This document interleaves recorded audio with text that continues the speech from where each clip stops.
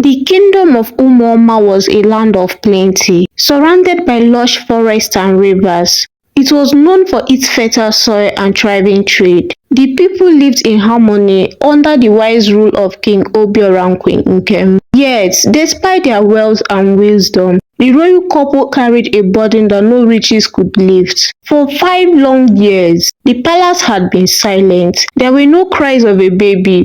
The queen often walked through the royal gardens, her face shadowed with sadness. The king, though strong and proud, spent many nights staring at the ceiling, his heart heavy. One evening, as the orange sun dipped below the horizon, Queen Nkem turned to her husband. "My king," she began softly, her voice shaking. "It's been too long. We must seek help. I fear we'll grow old without ever holding a child in our arms."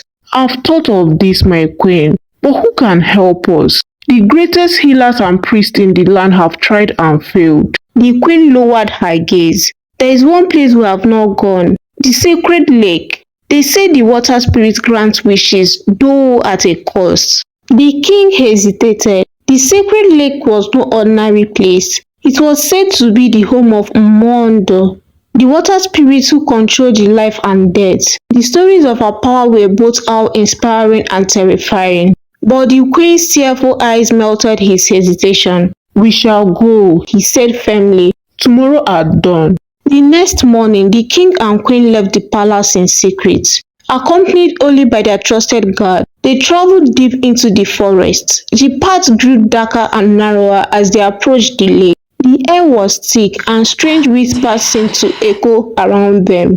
When they reached the lake, the water shimmered under the pale moonlight. The king stepped forward and called out, "Mmondo, spirit of the waters, we seek your help." The water rippled, and from its depth rose a figure. The water spirit was unlike anything they had imagined. "You come to me for a child," she said, "but all gifts have a price." "We are willing to pay any price," the queen said quickly, her voice steady despite the fear gripping her heart.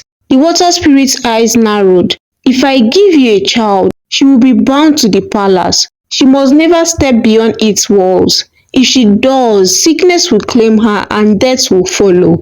The king and queen exchanged a glance. The price was high, but their desperation was greater. "We agree," the king said. The water spirit smiled. "So be it." She raised her hand, and a wave of water engulfed the queen and king. For a moment, they couldn't breathe. Then suddenly, the water receded, and the spirit was gone. A month later, the queen discovered she was with child. The palace erupts in celebration. The king ordered a feast for the entire kingdom. As the months passed, the queen's belly grew. Yet she couldn't shake the memory of the water spirit's warning. She often found herself staring at the palace walls, wondering how they would keep their promise. 9 months later, the queen gave birth to a baby girl. The child was perfect in every way, with bright eyes and a smile that could light up the darkest room. They named her Adora, a name that meant the daughter of all, for she was a gift not just to the king and queen, but to the entire kingdom. Adora's birth brought a new kind of life to the palace. Queen Nkem held her daughter close every night, whispering prayers of gratitude. But behind their smiles, the king and queen carried a secret fear. They never forgot the condition placed upon their child's life. The queen in particular was consumed by this fear. Every time Adora crawled toward the door, her mother's heart tightened.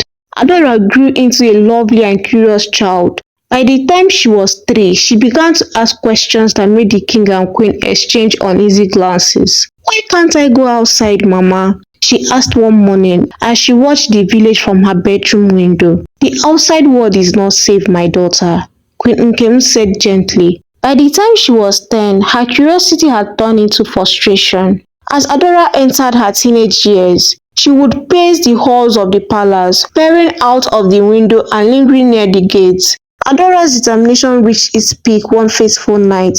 As the palace slept, Adora laid awake in her bed, her mind racing. Silently, she slipped out of bed and dressed in a simple wrapper. She covered her face with a scarf to avoid recognition and crept past the guards at the palace gate. She wandered into the village, her eyes wide with wonders. She saw traders selling roasted yam and pepper soup, children chasing fireflies, and women braiding each other's hair under the moonlight.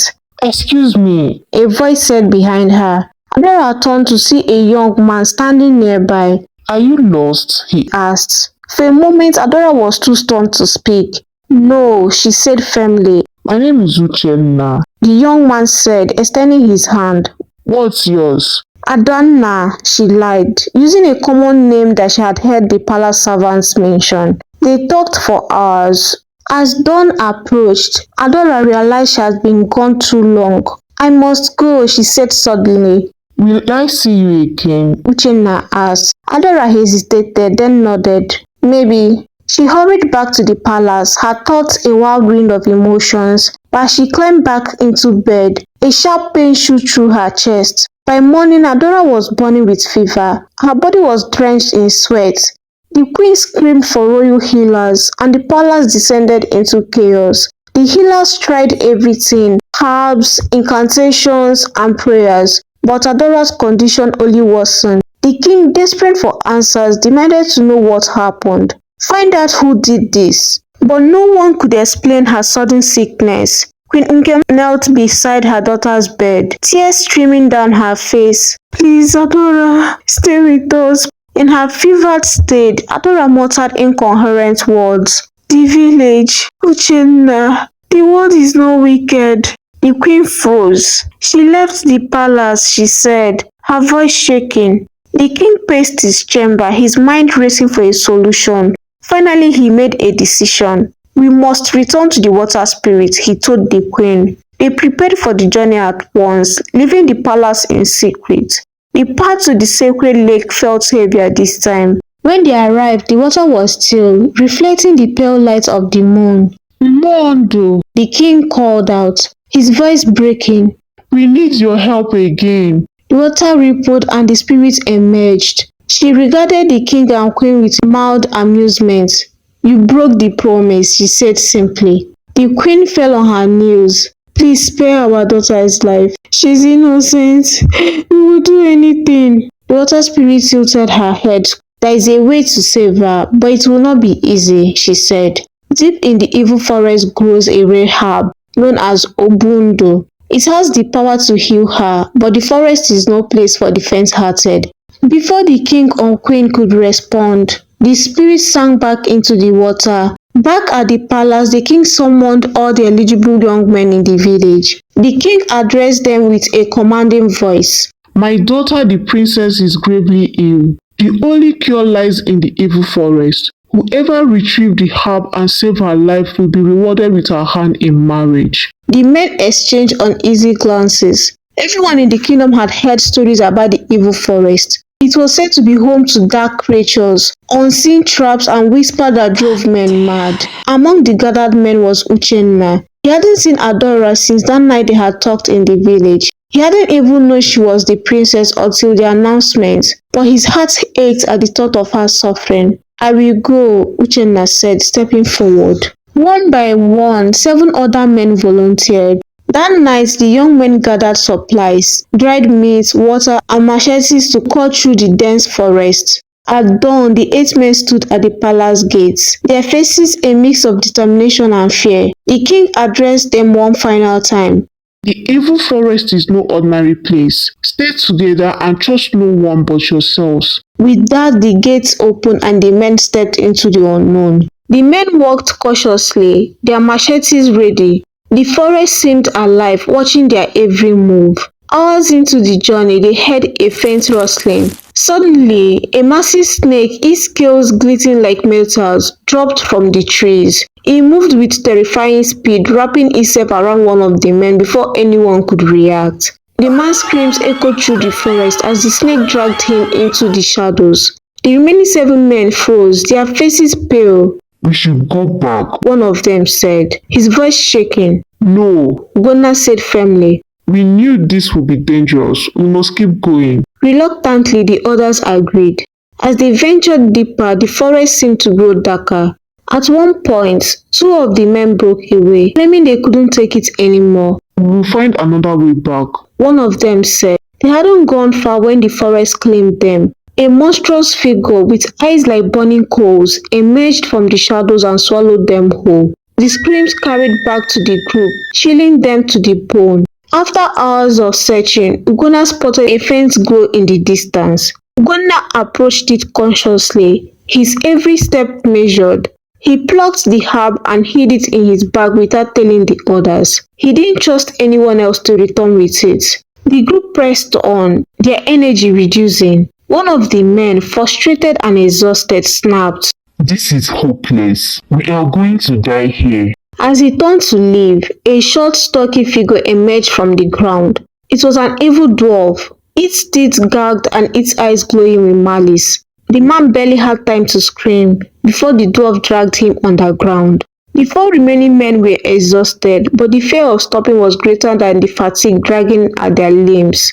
As the group walked slowly, they came upon a small stream. Thirsty and desperate, the men knelt to drink. "This water looks clean," one of the men said, scooping some into his mouth. Ugonna hesitated. Something about the stream felt wrong. The air around it was too quiet. But before he could warn the others, a ripple in the water turned into a boundless splash. A long, scaly arm shot out, grabbing one of the men. The water creature was an unnatural blend of human and fish, its eyes glowing like fireflies. Blood bubbled to the surface before the stream went still again. Now, only 3 men remained. They ran without looking back. The 3 survivors stopped to rest under a massive tree. Their faces were pale, and their clothes were torn and stained with dirt and blood. Chike, who had been quiet most of the journey, suddenly spoke. You've been acting strange, Uchenna. Always walking ahead, always watching us. Do you have it?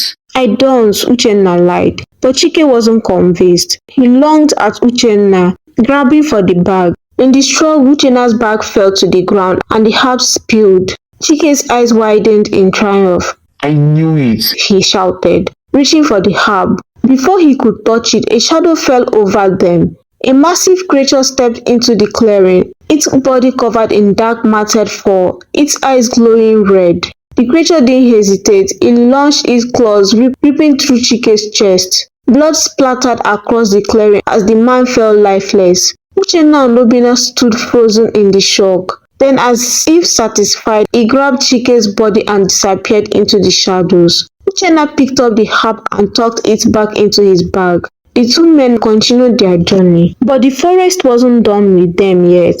The forest seemed to grow darker as the 2 men remained pressed on. As they neared what they hoped was the forest edge, Obinna stepped on something that clicked beneath his foot. Before he could react, a net of sharp, thorn-covered vines sprouted up from the ground, wrapping around him. The thorns pierced his skin and he screamed in agony. Uchenna rushed to help, but the vines were too strong. They tightened around Obinna, cutting deeper into his flesh. Within moments, he was still.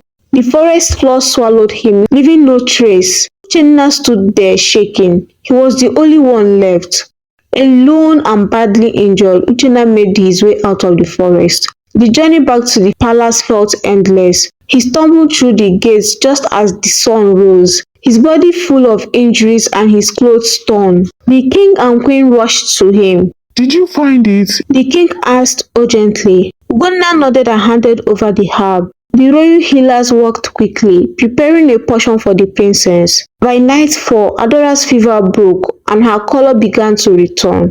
7 market days later, Adora was fully recovered. The king kept his promise and Uchenna was honored with a grand wedding. The palace was filled with music, dancing and laughter. Villagers came from far and wide to celebrate the union of the brave hunter and the beautiful princess. As Uchenna and Adora stood before the village, she looked into his eyes and said, "Thank you for saving my life. I will never forget your courage." Their love story became a legend in the kingdom, a tale of bravery, sacrifice, and the unbreakable bond of destiny. Like my story, subscribe for more. Thank you for watching.